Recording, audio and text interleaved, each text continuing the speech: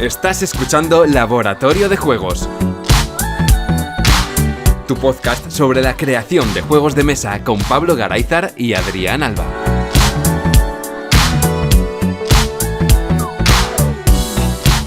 Bienvenidas y bienvenidos a un nuevo programa de Laboratorio de Juegos. Yo soy Adrián Alba y como siempre tenemos al otro lado de la línea a Pablo Garayzar. Hola, Pablo. Hola, ¿qué hay? Comenzamos tercera temporada de Laboratorio de Juegos. No me sé el número del programa, pero ¿qué te parece si empezamos esta tercera temporada después del veranito? Venimos relajados. A mí se me ha olvidado prácticamente hablar ya delante de un micrófono. Pero ¿qué tal si hacemos un pequeño repaso rápido de lo que va a ser la nueva temporada del laboratorio? Vale, bueno, pues en muchos otros podcasts aprovechan el verano para hacer un repaso y proponer muchísimos temas nuevos, muchísimas dinámicas nuevas con la audiencia, etcétera. Nosotros no vamos por ahí, porque como teníamos en mente hacer algo que iba a ser atemporal y que iba a ser ajeno a la actualidad, pues tampoco vemos que haya que cambiar nada, sobre todo porque ha ido creciendo el podcast de una manera bastante orgánica, creo yo, incorporando diferentes visiones y ya no es que tengamos una mirada 360 al mundo de los diseños de juegos, sino que damos unas cuantas vueltas, porque el número de colaboradores y colaboradoras ya es bastante grande. Entonces, intentar hacer más redonda la bola o que haya muchas más visiones, muchas más cosas, mucho más jaleo, creo que también puede generar bastante ruido, bastante confusión. Así que yo estoy bastante dispuesto a seguir un poco una línea continuista, no sé cómo lo ves tú. Sí, seguiremos más o menos como lo hemos estado llevando esta segunda temporada. Creo que el ritmo ha sido el bueno, ¿no? Muchos programas en los que estamos tú y yo, Pablo, como ha sido habitual, y muchas intervenciones de muchas colaboraciones a lo largo de las semanas. Yo creo que ese es el ritmo adecuado, porque creo que también los programas se hacen más dinámicos al ser diferentes de semana a semana, y digamos que más o menos es un ciclo que se cumple cada mes, ¿no? Cada mes vuelve, es como una rueda que siempre va a ser como pues este programa de un tipo, el del otro, y así constantemente. ¿Es un ritmo que nos ha gustado? Sí, es verdad que intentamos reducir un poco el tiempo de los programas para que fueran un poquito más cortitos y, bueno, ha sido como un imposible, ¿no? Cada vez... Nos sale regular, lo de resumir nos sale un poco regular. Sí. Pero bueno, vamos a seguir intentándolo. Esta temporada seguiremos con el esfuerzo de contenernos un poquito más y en vez de ser una hora, pues algunos que sean de 45 minutos para compensar esos otros que se nos van de madre a hora y media o bueno, 2 horas creo que no hemos llegado nunca, ¿no? Alguna suerte por ahí. Pero siendo un podcast semanal hay mucha gente que sufre un poco de estrés por no poder seguir el ritmo. Hay otra gente que no, que le gustaría que fuera un pelín más largo, pero mucha gente nos ha dicho, oye, es que si fuera un podcast mensual o quincenal, pues quizá no vería mal que os explayarais un poco más, pero siendo semanal no saco tantos ratos libres a la semana para escuchar podcast, porque claro, la gente no solamente escucha el nuestro. Claro. Y entonces le suponía cierta tensión. También me ha gustado que haya un parón veraniego para toda esa gente que estaba con muchos programas pendientes de escuchar o que los había escuchado en desorden porque había ido saltando de sección a sección y demás, pues para que aproveche y escuche todo lo que le queda pendiente, que puede ser bastante porque hemos hecho 50 y pico programas. Sí, han sido unos cuantos. Básicamente un año de programas ininterrumpido. Aunque hayamos parado nosotros, hay programas de sobra. Eso sí, de respecto a esta temporada, pues intentaremos traer también algo más de contenido al canal de YouTube, independientemente de lo que estemos haciendo en el podcast habitual. Ya tenemos en YouTube ya tenemos algún tutorial, tenemos alguna masterclass, pues intentaremos traer un poquito más de esto de una forma igual más regular. No sé si una vez al mes intentar traer algo, pero tener un poquito más de contenido en esa plataforma que al ser audiovisual, no solamente audio, pues puede aportar ciertos matices que en el podcast solamente con audio no se pueden dar. Por lo demás, está todo dicho. Este va a ser la línea a seguir durante la temporada 3 de Laboratorio de Juegos. Y sin entretenernos más, nos pasamos... Bueno, primero, ¿qué tal el verano? Eso no te he preguntado. Muy bien, muy bien. He estado en muchos sitios, tomando el sol, tomando la lluvia, que ha llovido bastante en el norte también. Sí. Y tomando de todo también. Así que de maravilla, me ha servido para desconectar, para prototipar también. Así que muy provechoso. Bueno, yo he desconectado una semana, pero he desconectado 100% de todo. Así que ya está. Ni he prototipado ni nada. Esa semanita ha sido muy buena, pero no he tenido más que una semana. Bueno, en breve tendrás, ¿no? Un poquito más, ¿o no? Sí, dentro de poquito tendremos tiempo para hacer más cosas. Bueno, Bien. ¿dejamos de hablar de nuestra vida y pasamos al programa de hoy o qué?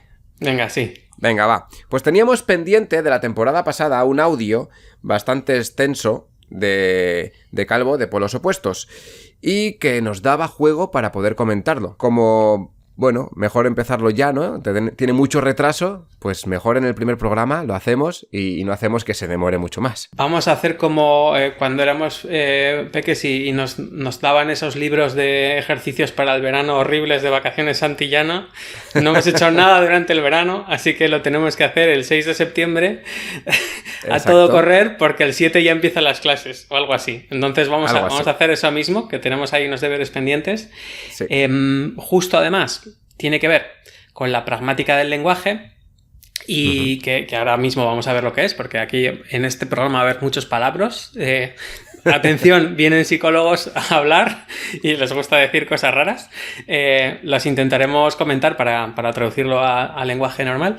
Pero bueno, la pragmática tiene mucho que ver también con esa intención que decía Adrián de vamos a intentar hacer alguna cosa más en YouTube, porque es un formato que se apoya en lo visual, que se pueden hacer más cosas, etcétera, ¿no? Entonces, bueno, pues precisamente el podcast es algo que es auditivo.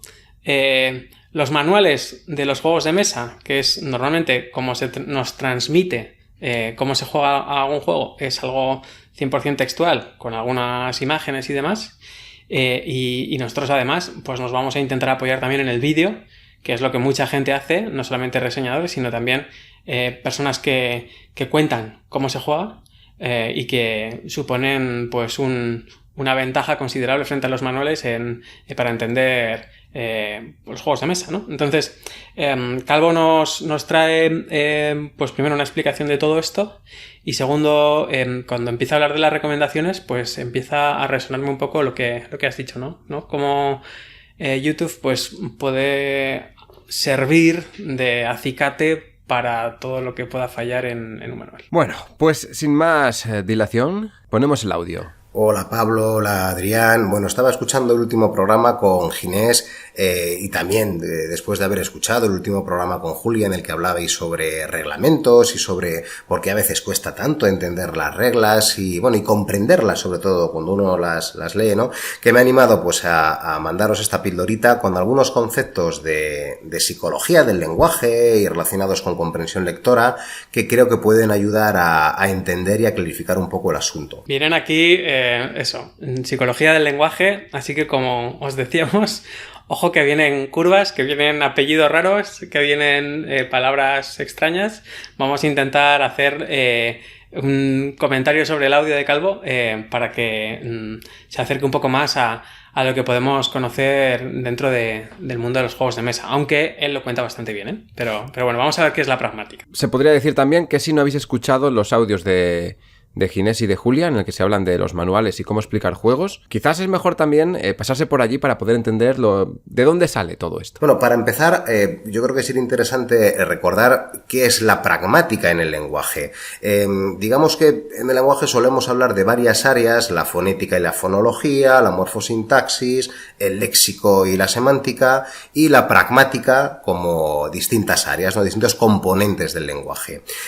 La pragmática sería el uso que le damos al lenguaje. No es ni cómo se pronuncia, ni qué vocabulario se utiliza, ni cómo se construyen las frases, sino para qué utilizas ese lenguaje. Para pedir, para preguntar, para describir, para informar, para hacer cosas, en resumen. Digamos que el lenguaje es un tipo de acción, ¿no? Consigues hacer cosas. El ejemplo más prototípico es cuando uno se casa y cuando dice el sí quiero es cuando has hecho el contrato, ¿no?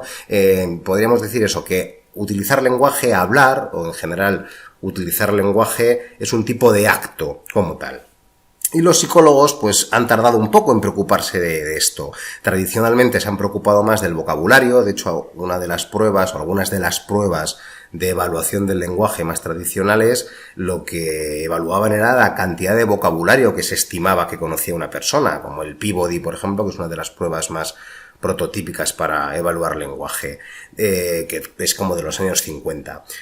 Hay un momento en el que aparece una preocupación importante por la morfosintaxis, por la gramática, por las reglas, por los procesos. Chomsky, pues es el principal exponente de ese concepto más cognitivista e innatista, que de hecho revoluciona la psicología y hace que no solo se preste atención al estímulo y a la respuesta, sino al proceso, a esa caja negra, ¿no?, de los procesos cognitivos. Y en ese momento, pues, empiezan a aparecer pruebas y se empieza a preocupar la psicología por la morfosintaxis especialmente.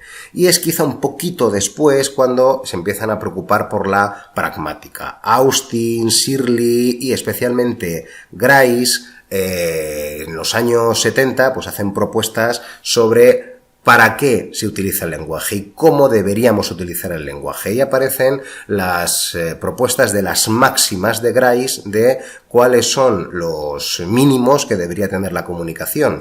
Pues bueno, como vemos, muchos apellidos que ya decíamos, o sea, Chomsky, Shirley, Grice, y mucha estructura del lenguaje. Aquí parece, oye, ¿esto qué tiene que ver con el diseño de juegos de mesa? Bueno, pues estamos acercándonos a cómo explicar un juego, o que ya sea vía un canal audiovisual o vía un reglamento, un manual, ¿no? Uh-huh. Y nos contaba Calvo cómo el lenguaje tiene diferentes niveles de análisis, que él ha utilizado unas palabras así un poco técnicas, ¿no? Pues el nivel fonético, fonológico, morfosintáctico, léxico, semántico, todo este rollo, que igual nos suena a el infierno de las clases de lengua. Esto es un fonema, esto es un morfema, esto es un caquema. Bueno, pues el tema es que si nos fijamos un poco en cómo adquirimos el lenguaje, si nos fijamos en gente pues de 2-3 años, vemos que al principio pues son sonidos los que intentan repetir, ¿no? Pa, ma, ta, no sé qué sé. Ahí estamos un poco en la fonología. Todavía pues es demasiado primitivo. Luego pasamos a la creación de palabras, la morfología, morfosintaxis, hacer frases cortas, y a partir de ahí pues nos metemos ya en la gramática, en el significado, en la semántica, en el léxico. Y cuando ya todo eso lo gestionamos más o menos bien, que podemos tener, pues yo qué sé, 5 o 6 años, ya somos hablantes más o menos fluidos de una lengua, y incluso puede ocurrir que nos lleven a otro país, se hable otra lengua y no perdamos la original, o sea, ya sabemos hablar. Tenemos que pensar en algo que es mucho más difícil, que es precisamente lo que decía Calvo, ¿no? ¿Para qué vamos a hablar? O sea, porque muchas veces hay niños que están hablando sin parar y dices, a ver, pero menuda turra me estás soltando, ¿qué es lo que querías decir, no? Y es lo que les falta, ¿no? La última capa de esa cebolla, de un montón de cosas que hacen falta para comunicarse efectivamente, es la pragmática, que es tener claro qué es lo que quieres decir y qué recursos vas a utilizar para decirlos, ¿no? Y ahí es muchas veces donde cuando vamos a diseñar nuestro manual, nuestro reglamento, pues fallamos, porque nosotros tenemos el juego en la cabeza, lo hemos jugado, sabemos perfectamente cómo va y tenemos un propósito que es comunicar cómo se juega, qué es lo que hace falta para jugar. Pero se nos agolpan las ideas y no sabemos si empezar por una introducción temática. Bueno, ya Julia nos contó que bueno, hay un estándar no dicho de las secciones que tiene que tener cada uno de los manuales, y ahí pues improvisamos relativamente poco cuando ya entramos un poco por ese aro. Pero muchas veces dentro de una sección no sabemos muy bien cómo decirlo, y a veces preguntamos a la gente, oye, ¿aquí cómo se entendería mejor? Si cuento las acciones que se pueden hacer y luego explico qué cosas pasan en general, o digo que va a haber 3 fases y lo de las acciones lo cuento después, tal. Ahí, cuando entramos un poco al detalle, la pragmática empieza a coger cierta relevancia, es decir, que seamos competentes para utilizar todos los recursos que tiene el lenguaje de la manera más efectiva para que nuestro mensaje llegue, para que el objetivo de la comunicación funcione, ¿no? Y eso no es nada fácil. Ahora Calvo nos va a contar un poco las máximas de Grice, que son una serie de recomendaciones bastante fáciles de seguir para intentar que se nos dé bien eso, ¿no? Que hagamos una comunicación efectiva. A ver si lo que nos cuenta lo podemos trasladar directamente a los juegos de mesa o todavía hace falta un poquito más. Igual hay que coger el diccionario para ver qué es lo que está diciendo. No, es broma. Sigamos. Y habla de una máxima de calidad, es decir, que siempre seas veraz cuando dices cosas, cuando utilizas el lenguaje, de cantidad, que no te excedas en la información, que sea lo más concreta posible, de relevancia, que hables del tema, que cuando estés diciendo algo se ciña al tema al que te quieres referir, y de modalidad, que seas claro, que no seas ambiguo, que seas preciso, que seas ordenado, ¿no? Si siguiéramos estas máximas al pie de la letra, teóricamente la comunicación no debería fallar, ¿verdad? Y, de hecho, los reglamentos deberían ser el máximo exponente de estas máximas. ¿Por qué? Porque hay otros géneros donde las máximas de Grice se pueden violar. En la poesía, en la literatura o en la narrativa, hay algunas de estas máximas que se rompen precisamente para poder jugar con el lenguaje y para que sea más creativo y tenga, bueno, pues otras características, ¿no? Con respecto a las máximas de Grice, que las enumera muy bien Calvo, es que se pueden incluso abreviar más. O sea, cuando dice la máxima de cantidad, básicamente lo que te está diciendo es abrevia. O sea, intenta ser lo más corto posible porque la gente no tiene ni tiempo ni ganas para leer grandes chapas. Pero claro, por otro lado, la máxima de calidad o de cualidad lo que nos está diciendo es que todo lo que digamos sea veraz. O sea, entonces ahí necesitamos que no haya nada que escape a lo que hemos dicho en el reglamento. Es decir, si abreviamos demasiado, puede darse el caso de que no estemos teniendo en cuenta algunos supuestos, algunas cuestiones que puedan darse durante la partida.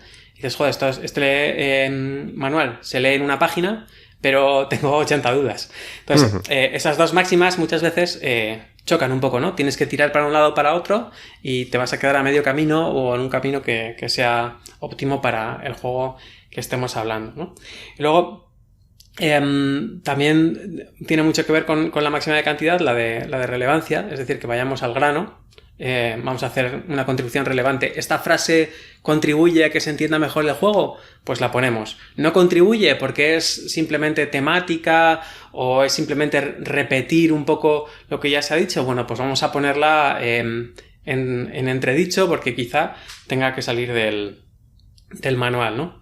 Y luego la máxima de modalidad es intentar maximizar la claridad, o sea, ser lo más claro que podamos a la hora de escribir, el orden, evitar ambigüedades, evitar construcciones oscuras o rimbombantes, ¿no? Lo que en castellano muchas veces se nos acusa por parte de los anglosajones de que hacemos purple prose, prosa púrpura, que es darle 1000 vueltas a las cosas, hacer un montón de circunloquios para adornarnos en el lenguaje en lugar de ir al grano, ¿no? Lo que se suele criticar de vuelta es que en inglés es como demasiado escueto, es sujeto, verbo, predicado, punto, sujeto, verbo, predicado, punto, así todo el rato, ¿no? Entonces, en los manuales, a mí por lo menos me suele gustar más la prosa anglosajona que va al grano, que es escueta, que evita todo tipo de figuras retóricas, ambigüedad, etcétera. Y justo ahora lo que va a comentar Calvo es como en algunos textos artísticos o con cierta intención pues de evocar algunos sentimientos o cierta intención creativa, pues todas estas máximas se rompen, ¿no? Pero no es el caso de los juegos de mesa, salvo en toda la parte temática que queramos poner, bien en la caja, bien en una introducción o en un libro explicando el lore o lo que sea, ¿no? Todo lo que está contando es la mecánica de hilar fino para poder elegir perfectamente las palabras idóneas de lo que queremos decir. En cuanto hablabas de la ambigüedad, pues hay ejemplos claros, como a veces salen frases como puedes coger esto cuando hagas tal. Y a lo mejor ese puedes debe ser un debes, o a lo mejor ese debes debe ser un tienes que.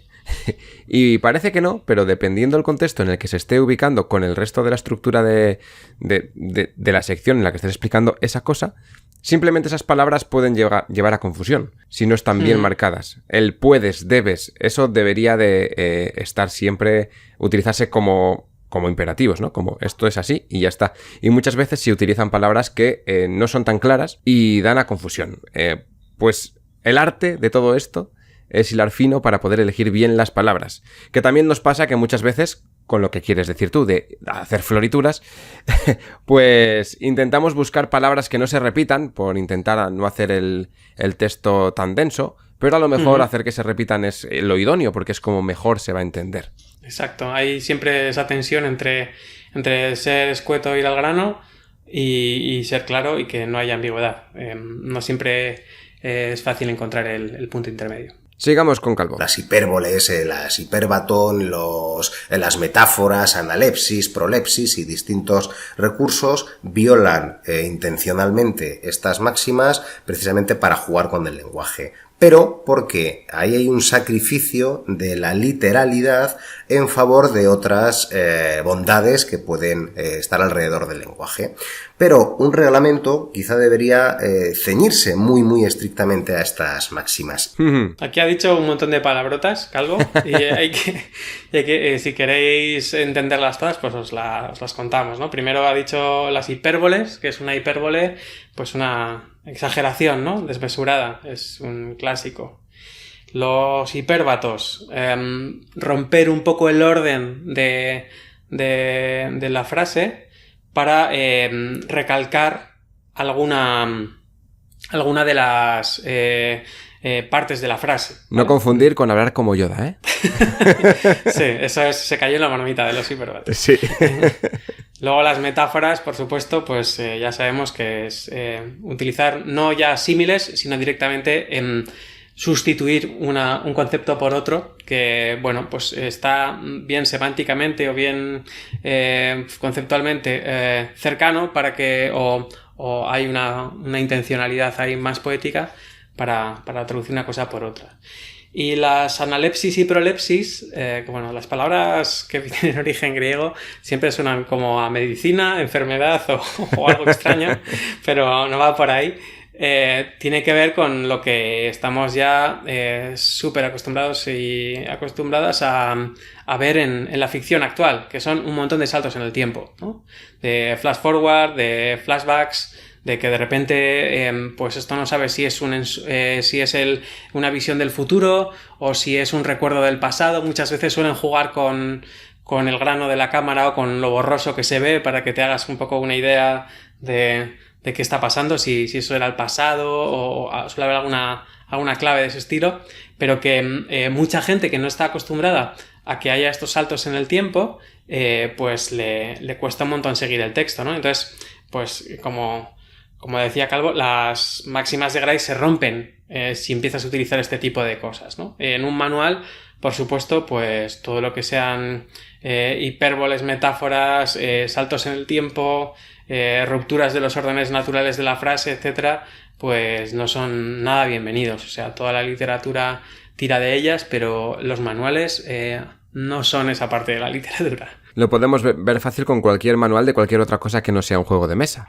¿Te imaginas cuando vas a poner el programa de la lavadora y te hacen una simulación? Te ponen una metáfora de cómo deberías poner la lavadora si fueras una hormiga. La lluvia que cae por el tubo. Sí, sí. No, la lluvia no. A ver, el agua tiene un colector, no sé qué tal. Vamos a centrarnos, nada de... Sí. Y en los juegos de mesa suele pasar sobre todo con las metáforas, porque se intentan describir las acciones que se están haciendo o lo que estás realizando en el juego como si fueras un personaje de dentro del juego que está haciendo algo. A lo mejor puede ser... bueno, pues eres un pícaro que roba bolsas a la gente por un camino, pero lo que estás haciendo en el juego realmente es robar cartas de un mazo y quedártelas o no, por ejemplo, ¿no? Uh-huh. Y claro, lo intentas representar con esa ambientación del pícaro que está robando bolsas y a lo mejor no se llega a entender del todo lo que quieres contar, porque la mecánica no es directamente eso. Uh-huh. Y esto pasa en algunos manuales, suceden estas cosas que lo intentan adaptar tanto a la ambientación que se deja de entender bien lo que te están contando. Tal cual, sí. Y quizá ahí es donde podamos tener un cierto problema, en las máximas de modalidad y de cantidad en algunos casos. ¿Dónde pueden aparecer los problemas en un reglamento? Que son los problemas que pueden aparecer en comprensión lectora. Bien, en el conocimiento previo sobre el tema. Las personas que tienen problemas de comprensión lectora, ya sean porque no son lectores todavía competentes, porque existe un retraso lector, una dislexia, el efecto en comprensión lectora puede tener relación con el conocimiento previo de un tema. O dicho de otro modo, cuando uno conoce vocabulario, conoce el tema sobre el que está leyendo, es más fácil que comprenda el texto. Se aumenta la comprensión lectora y la velocidad y precisión lectora.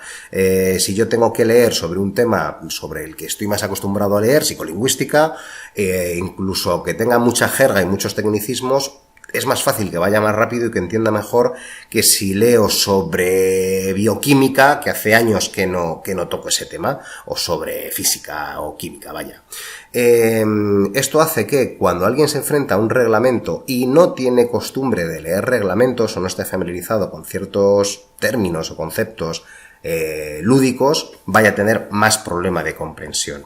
Sí, ahí está claro. En cada grupo de jugonas y jugones suele haber alguien designado oficial o extraoficialmente para leerse los manuales y al final acaba cogiendo una destreza brutal en la lectura de los manuales y en la traducción a otro tipo de lenguaje un poco más accesible o utilizando los componentes.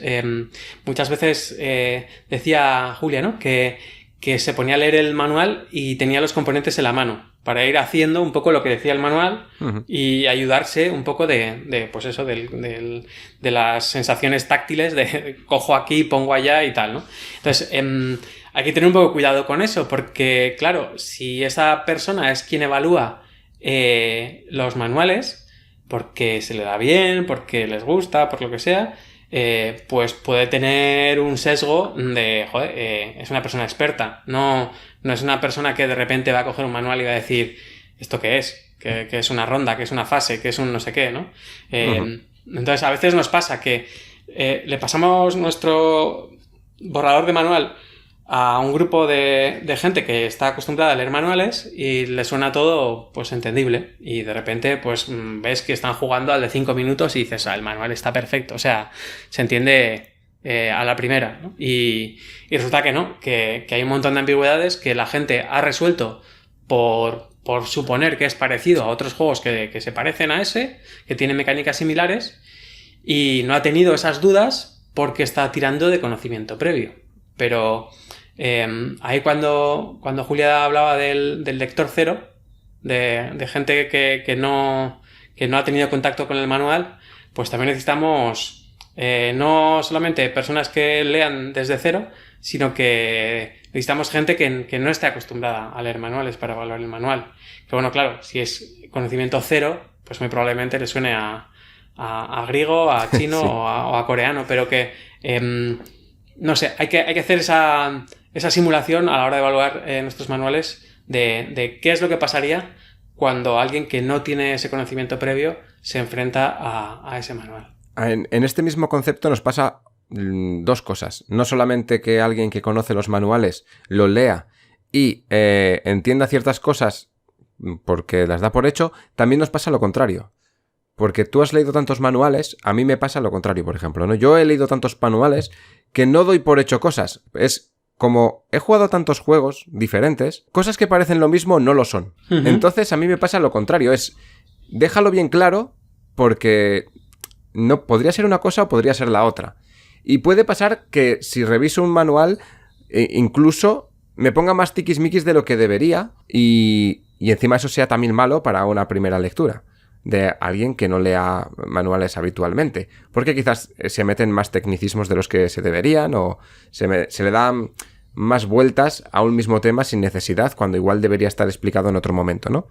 Creo que suceden las dos cosas. Hablando de de la comprensión lectora, la comprensión lectora no solamente creo que vaya ligada a los manuales. Obviamente, pues hablando de un tema siempre vas a entender más. Y es que lo que he estado viendo últimamente es que hay mucha gente que cuando va a leer lo ve como si fuera una competición de a ver quién tarda menos en leer. Entonces, más que la comprensión lectora, yo creo que se pierde mucho también porque hay mucha gente que quiere leerlo a toda velocidad. El manual, pasárselo por estamos muy acostumbrados a leer en diagonal, ¿no? Sí, eso es. Leerlo todo muy por encima, y yo creo que eso también pasa a los que leemos manuales habitualmente, que muchas veces damos cosas por hecho y no terminamos de leer lo que está escrito porque, ya sé cómo va, paso a lo siguiente. Y a lo mejor hay una excepción ahí que no debería estar. Sí, o sea, dices, ¿por qué estás haciéndolo así? No, pues porque es lo que ponías. Bueno, reléelo porque sí. Precisamente he metido 2 frases que las estuvimos debatiendo durante 3 reuniones en el grupo de edición para ponerlo exactamente así, porque sabíamos que la gente iba a presuponer que si es una mecánica de draft de no sé qué, pues que iba a pasar tal, ¿no? Sí. Entonces, sí que es verdad que hay mucha gente que sobrevuela algunos párrafos de los manuales porque dices, bueno, pues esto es draft y push your luck, ¿no? Pues entonces vamos a hacerlo pues como siempre. Y dices, no, es que en este juego en concreto resulta que el draft tiene esta peculiaridad que tú no te has leído porque en cuanto has visto la palabra draft, pues has saltado, ¿no? Claro. O como se diga en castellano, en el reglamento que estemos usando o lo que sea, ¿no? Entonces el caso es que sí, que muchas veces el conocimiento previo, como tú bien dices, puede ser una pega.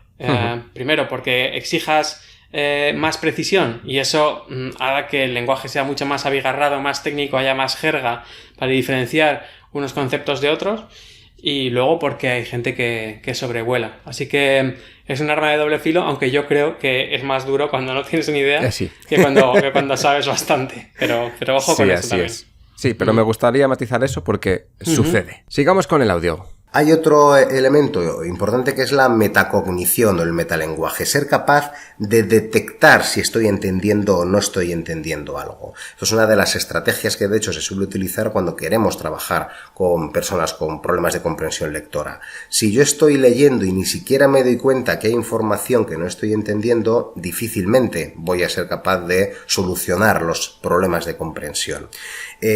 Ahora veremos cómo podríamos solucionar esto en un reglamento. Bueno, esto de la metacognición o el metalenguaje también parece que es algo como muy rimbombante, ¿no? Todo lo que tiene el prefijo meta, pues es un poco reflexivo, ¿no? La metacognición es conocer qué conocemos y ser capaz de entender, ser capaz de decidir si hemos entendido o no.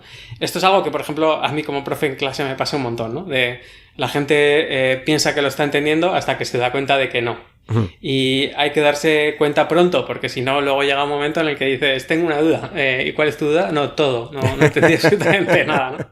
Entonces, es muy importante hacer estos chequeos y por eso vuelvo a insistir un poco en la recomendación que daba Julia de intentar ir haciendo lo que dice el manual según lo vas leyendo, porque ahí te vas dando cuenta de que, vale, he puesto aquí el mazo de cartas de acción, pero ahora de repente me dices que coja 3 del mazo de eventos. ¿Y dónde está el mazo de eventos? Si no me has dicho todavía de dónde está. Entonces ahí de repente ves un poco que, bueno, aquí hay un fallo de orden, de que estás hablando de un elemento que todavía no has introducido, que todavía no has hecho el setup, o lo que sea, ¿no? Entonces, si no lo haces y te lees el manual de un tirón, luego igual cuando recuerdes qué cosa había que hacer, pues sí que haces el puzzle en la cabeza, ¿no? Y te cuadra.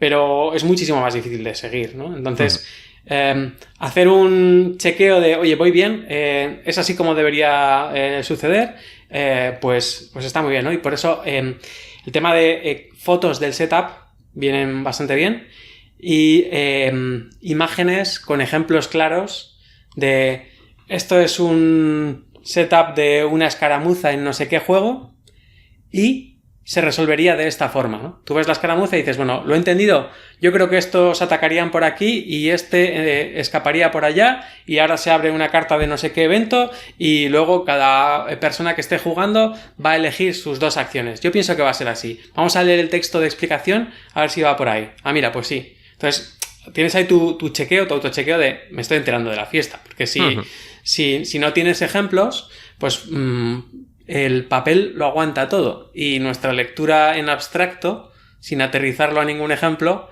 también presupone que todo se entiende. De hecho, Eso es lo que nos pasa también al diseñar, que tú piensas y dices, bueno, pues es que esto se haría así, coges una carta y ya está. Bueno, hazlo. Tú juega un par de rondas, porque la idea genérica suele funcionar, Sí. La idea concreta, a veces no tanto, ¿no? Entonces, creo que viene bastante bien esto de estar autochequeándonos de si estamos entendiéndolo o no. Sí, mira, ahora que lo has comentado, a la hora de empezar a diseñar, también es un buen momento para hacer esta reflexión, porque a mí me pasa la idea loca de, bueno, cuando primero me pasa por la cabeza y lo escribo casi automáticamente, porque casi siempre tengo papel y boli, y yo escribo a papel y boli, lo siento, soy así de la época vieja. Analógico. Sí. Y luego lo intento llevar a cabo, y es como tú dices, ¿no? Una cosa, la idea loca que tienes, luego el funcionamiento real no es tan chupiguay como parecía. Respecto a los manuales, Julia hace esta forma de leérselos, ¿no? Que es cogiendo los componentes y viendo el manual a la vez que está viendo los componentes. Yo, sin embargo, lo hago con otra técnica, que es me leo el manual una vez sin hacer nada. Lectura cero. Y luego me pongo con el manual, ya una vez que ya conozco el manual, su estructura y cómo está explicado, aunque no he entendido ciertas cosas porque no he visto componentes, no he visto despliegue y demás, me siento a la mesa con el juego y entonces me lo vuelvo a leer intentando ya entender todos los conceptos. Y parece que no. A ver, la gente no quiere leerse el manual 2 veces, obviamente, pero yo sí, me lo leo 2 veces y parece que no, pero interiorizas mucho mejor los conceptos porque lo estás releyendo y una vez es como, te he contado algo, ¿no? Es como la lección, ¿no? Imagínate en una clase de física en la que se está dando una clase teórica sobre un concepto y luego lo llevas a la práctica con un ejercicio. Pues igual no me he enterado de mucho de lo que me estás contando con la teoría, pero en el momento en el que me pongo a hacer ese ejercicio digo, todo lo que me has contado tiene sentido. Sí, esto de la metacognición es muy, muy de clase, por eso el ejemplo que has puesto de física viene muy bien. Y en clase muchas veces hay profes que dicen, bueno, mañana vamos a dar este tema, leedlo, aunque no entendáis mucho, y luego ya mañana os lo explico. ¿Por qué se hace eso? ¿Para torturar a los estudiantes? Pues probablemente sí. Pero además se hace para que haya ese pequeño barniz que tú decías, ¿no? De, bueno, que os suenen un poco las palabras, que os surjan dudas, para que estéis pongáis la atención en esos puntos, decir, mira, este tema lo leí, no me enteré de nada, justo lo van a contar ahora, vamos a poner un poco más de atención, ¿no? Entonces, bueno, pues esa primera lectura que tú haces a mí me parece que está muy bien, precisamente por eso, ¿no? Vas a aprender el vocabulario que se usa en el manual, te va a sonar un poco todo, quizá no sepas aterrizarlo perfectamente. También vas a saber qué cosas en una segunda lectura vas a tener que leer un poco más despacio, porque sabes que de ahí has sacado poca cosa. Y muy probablemente a la hora de hacer el despliegue, pues todo te suene mucho más, porque ya has leído un poco qué funcionalidad se le va a dar a cada uno de los componentes, ese tipo de cosas, ¿no? Entonces, si tenemos el tiempo y las ganas, pues me parece una súper buena recomendación. ¿Qué es lo que pasa? Bueno, pues que Jules tiene 400 juegos en casa, así que supongo que no sé si tendrá las ganas, pero el tiempo me parece que no. Sí, tiempo creo que vamos todo el mundo muy justito de tiempo. Pero bueno, la forma más eficaz, en mi caso, la más rápida, es esa, porque si no en mi caso, que eso ya es caso de cada persona, es individual. Si yo voy directamente con el manual para leerme el juego sin haber releído antes el manual igual me lo leo en 10 minutos, luego me siento en la mesa y con la segunda releída tardo poco en ponerme a jugar. Sin embargo, si voy directamente con el primer manual, o sea, con la primera lectura del manual en la mesa con los componentes, lo que tardo en ponerme a jugar es mucho más. Obviamente con juegos sencillos no hace falta leerse el manual, no me hace falta eso. Juegos que son infantiles, de corte familiar o que tienen un reglamento escueto, no me hace falta hacer esas dobles lecturas, pero con juegos densos sí. Creo que me ahorra mucho tiempo hacer 2 veces la lectura antes que ponerme directamente a leer, porque voy a estar leyendo, intentando entender al mismo tiempo lo que me está diciendo el texto y lo que me están enseñando los componentes, y voy a hacer un doble esfuerzo innecesario, que me va a llevar mucho más tiempo que hacerlo de la otra forma. Las inferencias, las implicaturas o la información que está más implícita o más explícita. Esto es algo que también nos puede pasar con los reglamentos. en los que hay que hacer demasiadas inferencias de a qué se está refiriendo el autor, o en el que la información no está suficientemente clara y hay que deducir y hay que leer entre líneas. Esto se debería evitar, pero hay veces que nos pasa, que leemos el reglamento y decimos ¿de qué me están hablando? O a qué fase se están refiriendo, o a qué regla es a la que quieren hacer referencia. Y especialmente uno de los principales problemas que pueden existir en la comprensión de reglamentos es el menor entrenamiento que tenemos en textos discontinuos. El tema de las inferencias o de los textos implícitos o de la información implícita, pues es algo que dificulta muchísimo la interpretación de un manual, porque a pesar de que Grice nos dijo, bueno, pues vete al grano, sé lo más escueto posible a la hora de escribir, etc., muchas veces tenemos que tirar de redundancia en el lenguaje para que no haya problemas de comprensión, ¿vale? Entonces, normalmente en los manuales técnicos y en situaciones de especial importancia, por ejemplo en la revisión mediante una lista de chequeo de que están todos los componentes de un avión en perfecto funcionamiento para poder despegar, pues hay muchísima redundancia y se repiten un montón de palabras, no se da nada por supuesto y no se usan muchos pronombres, más que nada por eso, para que no haya dudas. Cuando decimos su, no nos estamos refiriendo a su acción o su personaje o a su mazo o a su lo que sea, no. Tenemos que decir específicamente qué es, ¿no? Entonces, intentar acortar el manual para que quepa en 2 páginas o en 3 páginas o en lo que sea, muchas veces es un arma de doble filo que nos vamos a acabar disparando en el pie, porque nos va a hacer que nuestro manual sea muy escueto, pero con mucha ambigüedad, ¿no? Entonces, en ese continuo que tenemos entre corto y al grano, y que se entienda perfectamente y no haya ningún tipo de ambigüedad, pues nos tenemos que quedar en un punto intermedio que para algún tipo de juego será en un sitio y para otro tipo de juego será en otro, ¿no? Por ejemplo, antes decías que no te relees un manual de un juego muy sencillo, pues muy probablemente ese juego sencillo no requiera de dobles explicaciones o de una explicación muy profusa de cuáles son los casos especiales o lo que sea, ¿no? Sino que, bueno, pues directamente se cuentan las 4 acciones principales o la estructura de una ronda y ya está. Mientras que en otros juegos, pues igual sí que viene bien que haya 6, 7, 8 ejemplos o explicaciones punto por punto de cuáles son las situaciones especiales que se pueden dar para que no haya ambigüedad a la hora de resolverlas, ¿no? Entonces ahí volvemos a tener un poco la tensión entre diferentes máximas de Grice que comentaba Calvo.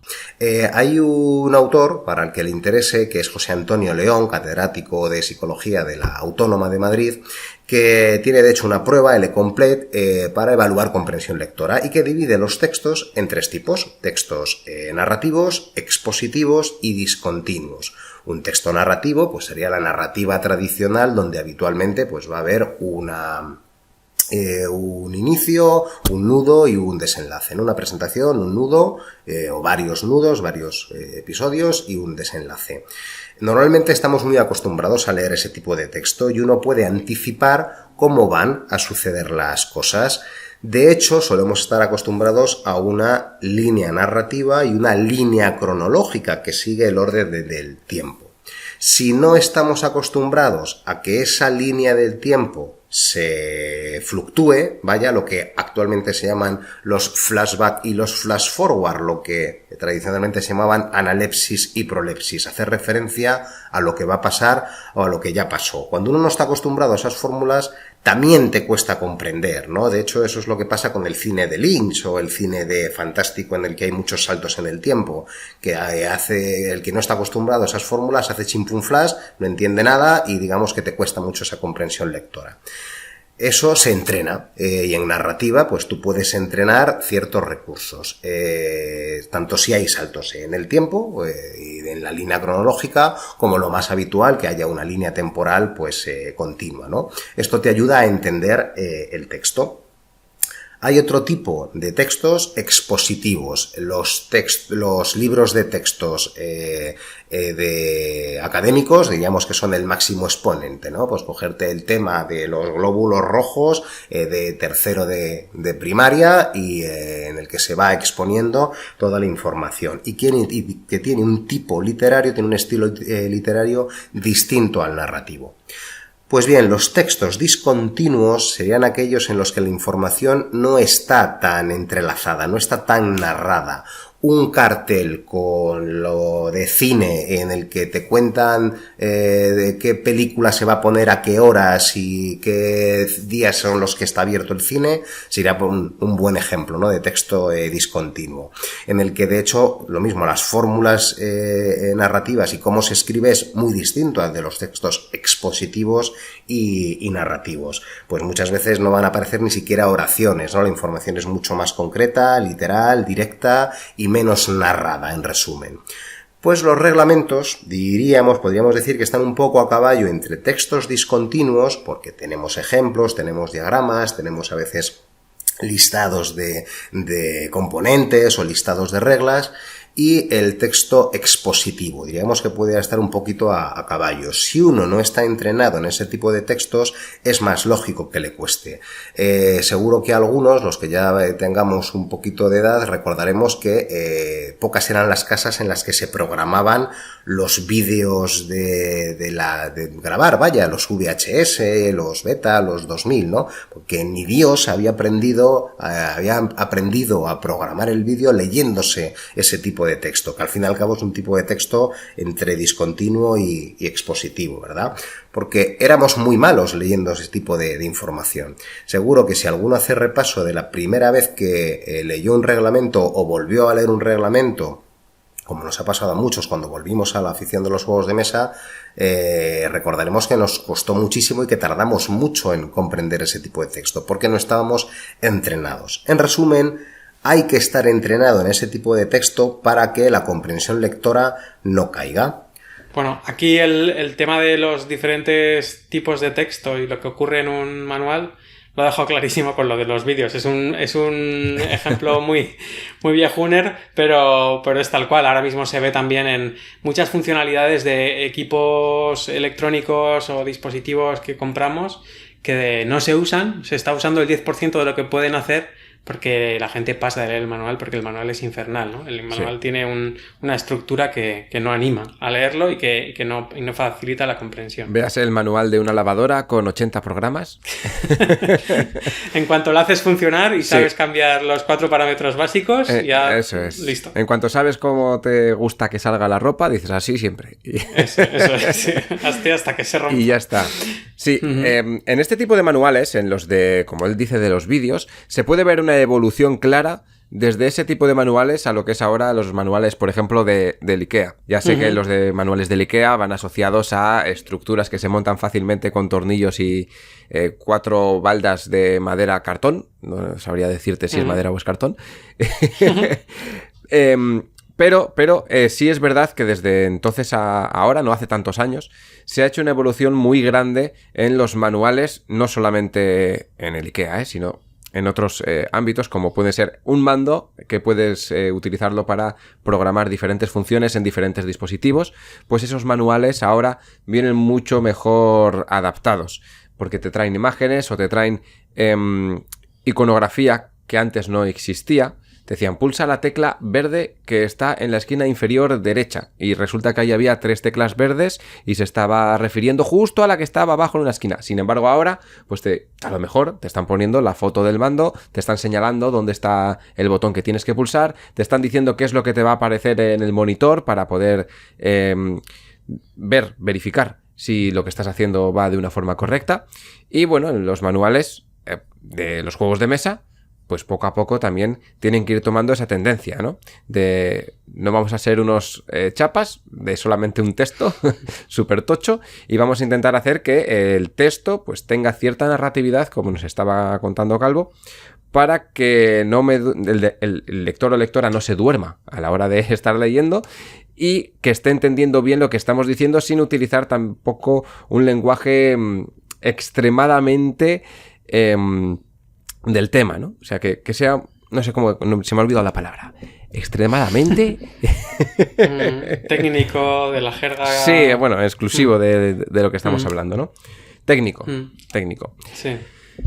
No, yo sobre este tema, dos cosas. Primero, como bien dices, pues en IKEA lo han petado haciendo sus manuales pictoadaptados. De hecho, eso es algo que supongo que Julia traerá, porque es algo que hace en el Ludia, Sí. en pictoadaptar, bueno, ya lo comentó, creo, los manuales, pero que no siempre se puede hacer, porque hay veces que hay muchos más conceptos que contar que lo que la gente está dispuesta a ver en imágenes, ¿vale? Hay veces que yo alguna vez haciendo un Lego de estos técnicas así bastante complejo, dices, a ver, 150 páginas de cada una de las posiciones de las piezas y no sé qué, pues al final para mí deja de ser divertido, ¿no? Igual hay gente que le gusta. Entonces la pictoadaptación está bien siempre y cuando el nivel de complejidad pues no sea muy sofisticado, pero hay juegos que tienen 50 páginas de manual en texto, pues pictoadaptar eso,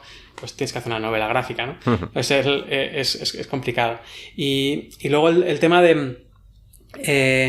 como bien decías, los manuales que eran chapas antes, ahora se lo han trabajado más. ¿Y cómo se lo han trabajado? Con algo que hacen algunos juegos de mesa también, que es un manual con todo y una guía de inicio rápido. Una guía de Kickstart. En plan, si quieres empezar a jugar en 10 minutos, léete estas 4 páginas. Luego, si quieres saberte todas las razas que hay, todas las movidas, todos los eventos que pueden suceder, todo tal, todo cual, pues ya te lees el tochazo.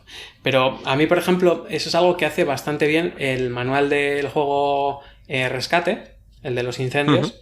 Te explica en las primeras páginas cómo jugar la primera partida, donde evita el uso de vehículos, evita el uso de un montón de cosas, te dice exactamente dónde van a estar todas las cosas para que no tengas que hacer un setup complicado y te dice, mira, tú juegas esta partida durante media hora, te lo vas a pasar bien, vas a entender cómo funciona el juego y luego ya sigues leyendo el manual. Es como luego la segunda partida... Como una demostración, ¿no? Introducida directamente. Sí, eso es. Es una demo extendida, jugable y me parece una propuesta bastante chula de cara a quitar ese ansia que suele haber inicial de decir, quiero poner la lavadora ya, quiero empezar a jugar al juego ya, ¿no? Y muchas veces hay juegos que tienen suficiente profundidad como para que eso no sea fácil de hacer sin leer bastante. Y esta primera guía rápida, ese Quick Start, que a veces vienen en algunos componentes electrónicos o pues electrodomésticos o lo que sea, que te dicen, mira, con esto lo enchufas aquí, pones la antena aquí, le das a escanear todos los canales y ya puedes ver la tele. Te lo explico en 5 minutos. Ahora, si quieres tener cada numerito donde tú quieres, que haya control parental, que para mí patapán, pues te lees todo el tochazo porque ahí no te lo voy a contar en 5 minutos, ¿no? Y en los juegos de mesa, pues creo que se puede hacer algo parecido. Sobre todo, pues el de poner bien cada cosa en su sitio, llevar un orden coherente y que todas las diferentes secciones en las que estemos contando cosas diferentes estén bien diferenciadas, de forma que veamos, mira, esto nos va a explicar la fase de turno, esto nos va a explicar los componentes, esto nos va a explicar las diferentes acciones que podemos hacer. Sí, es un poco también lo que decía Calvo de esta estructura del texto narrativo, expositivo o discontinuo. El tema de los discontinuos nos genera cierta tensión porque no vemos la foto grande, es decir, los árboles no nos dejan ver el bosque.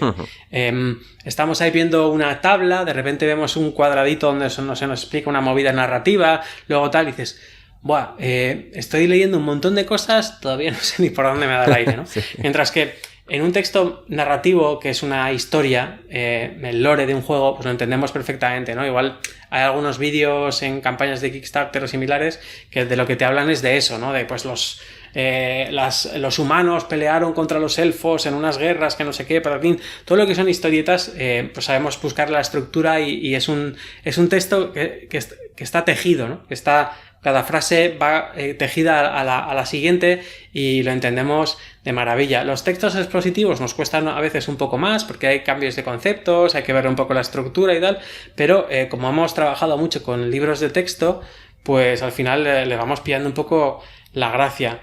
Pero es que, como bien decía Calvo, los manuales técnicos normalmente suelen ser un libro de texto partido en cachos, entremezclado con un montón de datos en tablas o en imágenes, y ahí muchas veces no podemos ver la foto grande con facilidad, y eso dificulta la comprensión lectora.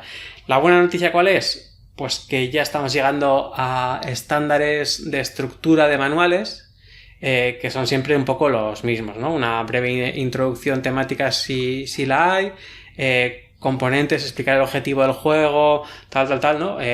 O sea, hay muchas cosas que son siempre iguales y que la gente que ha leído ya otros manuales pues está esperando, además en ese orden, y puede aprovechar el conocimiento previo, ¿no? Igual las primeras veces que lees manuales, pues eso te sorprende también que esté así, pero bueno, se ha puesto así también porque se entiende que es un despliegue lógico de la información. Entonces, bueno, ese texto que no estaba antes tejido de ninguna manera, que estaban los hilos por ahí sueltos y que es muy difícil hacerte una composición de lugar, pues gracias a la costumbre, a este estándar de facto que se ha ido creando, creo que estamos alejándonos del texto desligado y acercándonos un poco a esto. Con respecto a los manuales en digital que incluyen enlaces, hiperenlaces, o sea, de estos de que puedes visitar la página no sé qué, pulsas y vas a esa página. Eso es otro nivel ya, ¿eh? Sí, tiene su ventaja, pero tiene también su inconveniente, ¿vale? Porque estar saltando de un sitio a otro en un PDF te evita también que veas un poco el bosque. Te vas saltando de árbol en árbol y no sabes por dónde has pasado, ¿no? Entonces, ojo con las funcionalidades extra de los manuales interactivos o de las explicaciones que puede haber en una app, porque muchas veces se pierde la linealidad, y esa pérdida de la linealidad te ahorra tiempo, pero te evita una comprensión lectora pues más profunda. Esto me pasaba a mí mucho con los manuales del señor Eklund. Creo que Calvo hablará luego de Eklund también. Pero es un hombre que hace todo de forma muy estructurada. Los manuales suyos son como el manual de una lavadora. Pero claro, en un juego de mesa hay ciertas cosas que están interrelacionadas. Y en una lavadora a lo mejor no. Entonces, cuando estás leyendo uno de sus manuales, costaba mucho entenderlo porque estabas leyendo el epígrafe 1, sección A, y llegaba y te decía, cuando realices esta acción, harás esto. Más información en el apéndice 9 de no sé dónde. Muy cuadriculada. Sí. O página 7, apéndice 3, guión 4. Cosas así. Entonces, claro, eso es, con lo que hablabas de los saltos de los manuales, se me ha venido a la cabeza eso. Porque incluso este chico tiene puesto, para ver el despliegue del juego, por favor, mírate el lateral de la caja. ¿Y tú cómo? Y vas al lateral de la caja y la imagen está ahí. Y dices, vale, bien aprovechado, pero no. Soluciones a esto, que al final es lo importante. Algunas de las que a mí se me ocurren están relacionadas con lo que ya contó Jules en vuestro programa. Primero, no dar por hecho que se conoce información. Hay información que hay veces que cuando redactamos un reglamento sobreentendemos que el sujeto la va a anticipar o que ya la conoce, y esto deberíamos evitarlo. La información tiene que ser explícita. No debemos dar por hecho que el sujeto ya sabe qué es X concepto, un token o un track, o que hay una regla como girar la carta, tapear, por ejemplo, o agotar la carta, ¿no? Que ya sabe lo que es, que ya lo va a entender. Intentar dar la máxima información visual. Un día hablaremos de esto con más detalle, pero el cerebro procesa muchísima información de manera visual, incluso información lingüística. Un día hablaremos del efecto Magur, interesantísimo, con más detalle, que creo que ya lo citamos en la anterior perlita. Y la información visual se suele procesar de una manera mucho más clara y de una manera mucho más persistente que la información auditivo-lingüística. Intentar utilizar referencias numeradas. Esto es algo que hace muy bien Eklund, que es criticado actualmente por otros motivos, pero que los reglamentos suelen estar redactados de manera que cuando se hace referencia a un concepto o una regla que está en el futuro, que está en una página posterior, está numerado con un código, punto 2, punto 1, punto 4, para que puedas localizar ese concepto. Eso me parece muy inteligente y muy útil para que cuando estás leyendo un reglamento y lógicamente estás haciendo referencia a algo que todavía no has podido leer, sepas dónde está por si quieres, porque para que lo sepas ubicar y para que también tengas claro que es lógico que no lo entiendas todavía. Y por último, utilizar glosarios. Muchos reglamentos ya lo utilizan. A mí el que me viene a la cabeza ahora es el del Star Wars Rebellion, donde tienes un listado al final del reglamento genérico, en el general, vaya, donde puedes ir por orden alfabético a buscar el concepto y ahí te aparece entre paréntesis en qué páginas se habla de ese concepto. Bueno, esto podría ser algunas soluciones. Me he alargado quizá más de lo que me gustaría, espero que os haya resultado de interés. Un abrazo, ya sabéis que os sigo con interés y nada, un abrazo a todos, a vosotros y a los oyentes. Qué maravilla tener este audio de Calvo. A mí lo que se me queda corto es que nos mande el audio y no grabemos con él aquí directamente. Sí, no, hay que invitarlo claramente, o sea... polos opuestos, tiene que hacer un crossover aquí en el laboratorio de juegos porque ya nos ha mandado Calvo un par de perlitas y bueno, también hay comentarios en el grupo de Telegram súper interesantes, entonces desde aquí les tiramos el lazo para ver si se quieren venir a hablar de estos temas o de otros, porque también no todo tiene por qué ser psicología, psicolingüística, ¿no? Pero bueno, por deformación profesional es normal que la cabra tire al monte y que vayan por aquí. Nos ha dado claves concretas. O sea, bueno, algunas ya las había mencionado, pero... Y otras las habías avanzado tú, ¿no? Sí, el tema de Eklund ha estado chulo, sí. Sí. El tema de Eklund es verdad que como referencia está muy bien porque estás leyendo algo y dices, ah, vale, esto está aquí, y vas y lo buscas. Pero para entender el juego, Uf. Sí, aquí vemos un poco cuál es la complejidad de la redacción de un manual, ¿no? Porque hay un montón de máximas, hay un montón de recomendaciones y muchas de ellas son contradictorias. Cuando, por ejemplo, Calvo nos dice, oye, vamos a intentar evitar hacer que el texto sea discontinuo y vamos a intentar, pues, que sea más expositivo, que tenga, pues, ese tejido entre los conceptos que comentaba yo antes, ¿no? Uh-huh. De una manera un poco poética y que no lo tenéis que hacer, no tenéis que utilizar símiles como hago yo, sino que tenéis que decir las cosas concretas. No, pero fuera bromas. Si vamos hacia eso, entonces no podemos estar con el hipertexto que propone Eklund, de consulte la sección no sé cuál. Uh-huh. Entonces ahí tenemos cierta tensión. ¿Por dónde vamos? ¿Para un lado o para el otro? ¿Lo cuento siempre que lo necesite o hago una referencia? No, siempre que lo necesites no, porque eso es mucha redundancia. Tendrás que hacer una referencia. ¿Hago la referencia cuando todavía no he hablado de eso? Mucha gente dice, no, la primera vez que hablas de algo, lo explicas. Y las referencias son siempre hacia atrás. De eso, porque es que sí, si no, pero no, entonces claro, es que todo depende. No hay reglas de oro. Sí, lo suyo es que cuando haces una referencia a algo que no tiene importancia ahora, pero la va a tener, que te lo van a explicar más adelante, lo suyo es que des una pincelada de lo que te están contando. Por ejemplo... Sí, pues decir, sí, estas son las principales acciones, pero hay otras que se explican en la página 27. Eso es.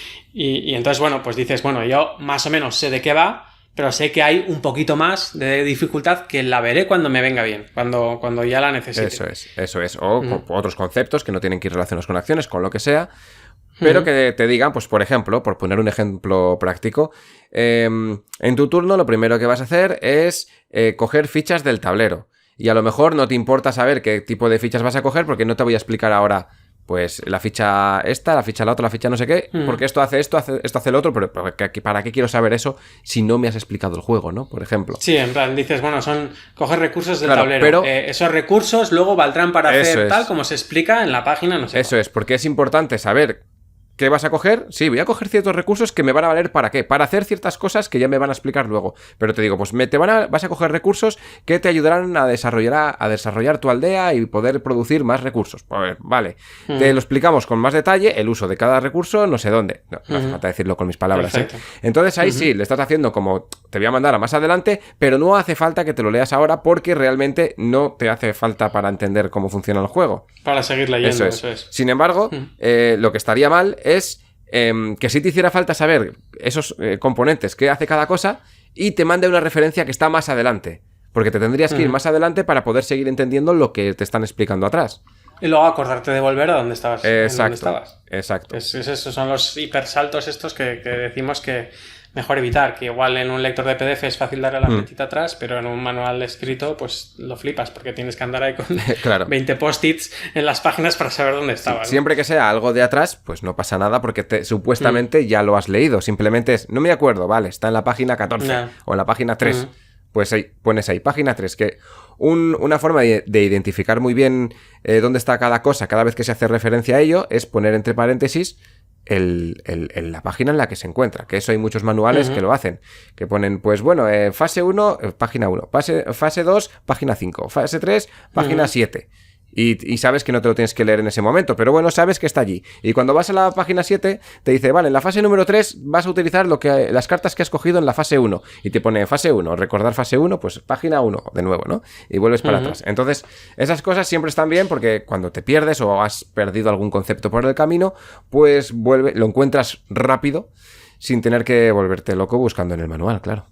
Sí, pero eso es más usabilidad que hacer un salto porque el texto es discontinuo. Eso es. Ahí sí que lo veo. Luego otra de las cosas que comentaba era el tema del glosario y que yo la ligo bastante con la primera posible solución que plantea Calvo, que es no dar por hecho que se conoce mucho sobre el tema, ¿no? Hay veces que de repente lees y no te estás enterando de nada porque hay un montón de palabras ahí que no sigues.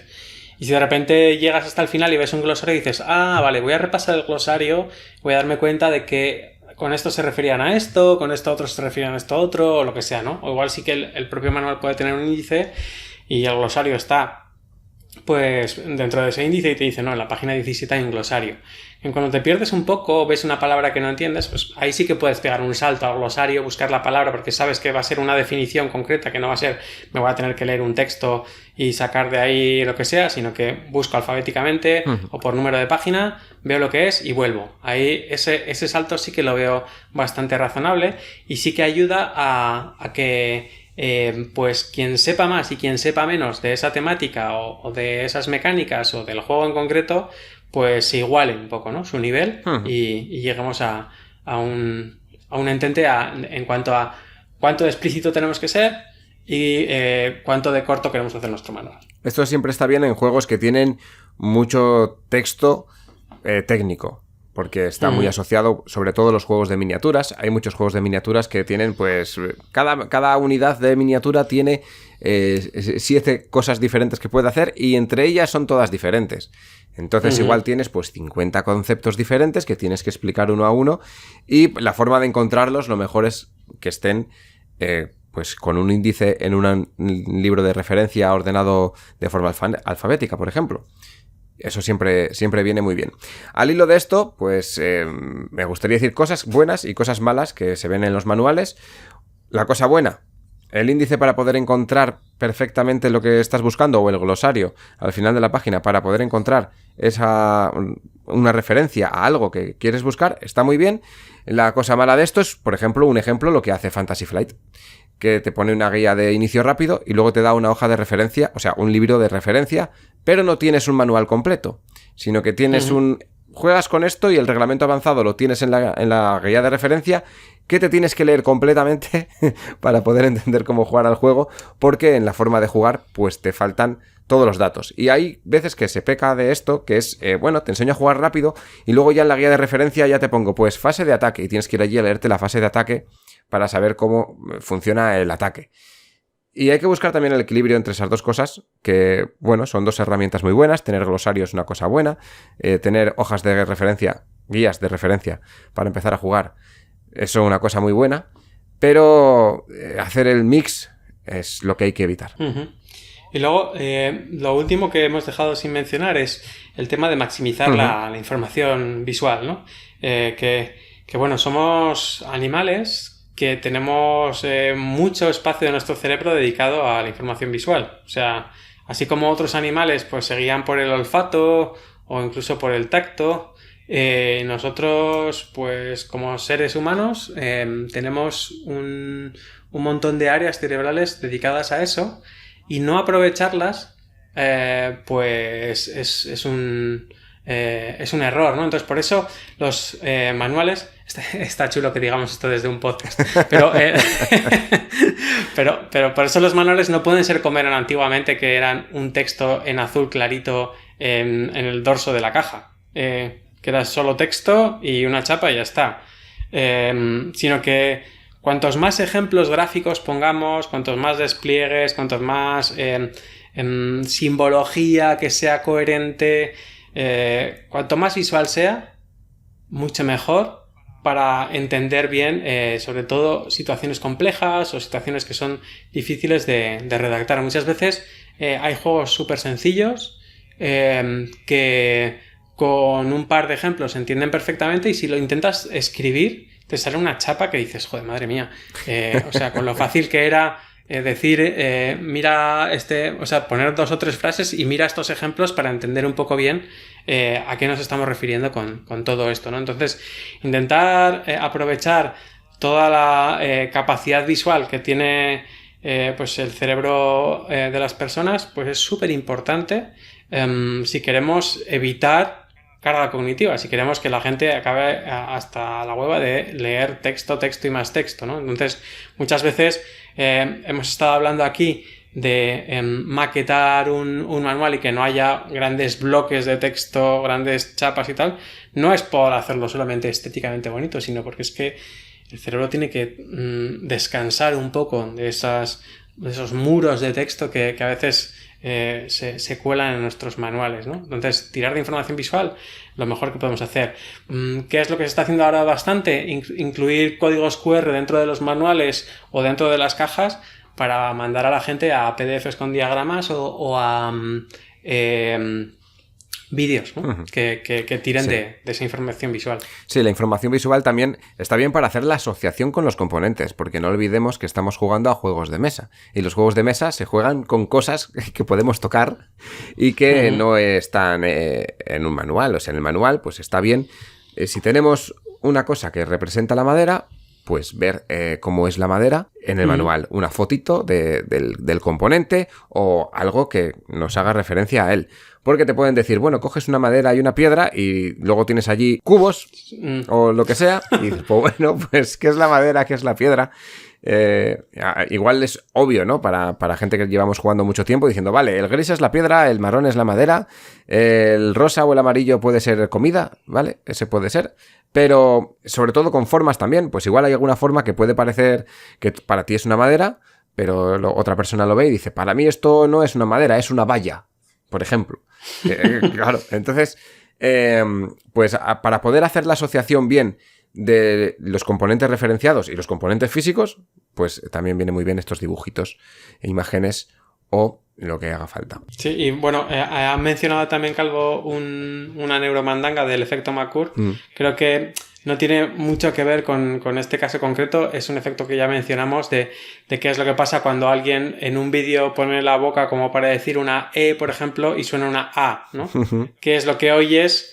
Si estás viéndolo, muy probablemente veas una E, porque es la forma de la boca, y oyes un sonido vocálico, pero si no lo estás viendo, pues oyes la A porque no hay nada que te esté interfiriendo, ¿no? Y cómo prevalece la imagen frente al sonido, incluso cuando estamos intentando discriminar un sonido, ¿no? Uh-huh. Y luego otra neuromandanga que se me ha ocurrido al hilo de todo esto es cuando hablaba de las cajas estas de MB o de Hasbro y de todas estas que tenían impreso en tinta azul, no sé por qué lo harían en tinta azul, igual imprimían en pocas tintas. Un manual ahí pues de bloque de texto sobre blanco.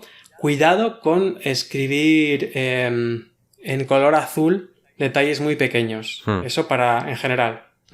Ya sé que no viene al caso del programa en concreto, pero bueno, es una neuromandanga que suelto. ¿Por qué? Pues porque el ojo humano, en la parte donde enfoca, que es la fóvea, la mácula, tiene muchos menos receptores de azul. Entonces, justo donde vamos a enfocar, no discriminamos muy bien el azul. El azul está muy bien para fondos, para cosas así, pero para detalles vamos a intentar evitar el azul. Entonces, no sé por qué harían eso en los manuales antiguos, pero a mí me suena. Muchos juegos viejos que tiraban de blanco y azul, blanco de fondo que está muy bien, ya lo comentamos, blanco un poco roto, pero las letras, los detalles pequeños no puede estar en azul. Yo los veía mucho en verde también. También puede ser, sí. Muy duro. No sé por qué, pero verde encima clarito, ¿eh? O sea, no un verde oscuro para que resalte bien, no, un verde clarito. Que encima, cómo costaba leer eso. Bueno, pues desde aquí lo mismo que hemos dicho antes. Vamos a hacer una invitación a Calvo a que en su próxima píldora se anime. Bueno, y a Carolina también de Polos Opuestos, si quieren venir. Que se animen a hacerlo directamente en vivo. Luego no se emitirá en directo, pero por lo menos que lo grabemos en vivo. Y creo que podremos tener mucho más debate, podremos tener muchos más conceptos que podemos sacar, porque al final generamos una conversación a la vez que estamos exponiendo ideas, y ya sabemos que si nos ponemos a hablar, nos divagamos y nos vamos, como en este programa que iba a ser de 40 minutos, a 1 hora y cuarto. ¿Verdad que sí? Empezamos bien. Pues empezamos incumpliendo todo lo que hemos dicho que íbamos a hacer, lo cual es una tónica general del programa. Sí. Y está bien, porque eso es volver un poco por la senda de lo que venía siendo Laboratorio de Juegos. Exacto. Pero como bien has dicho, si invitamos a Calvo y a Carolina y con un audio de 13 minutos hemos estado 1 hora y cuarto, me da miedo cuánto puede durar ese programa. Igual hay que trocearlo. Bueno. Y hacemos, no sé, para mes y medio. Mira, quedamos un día y grabamos 5 o 6 secciones para toda la temporada ya.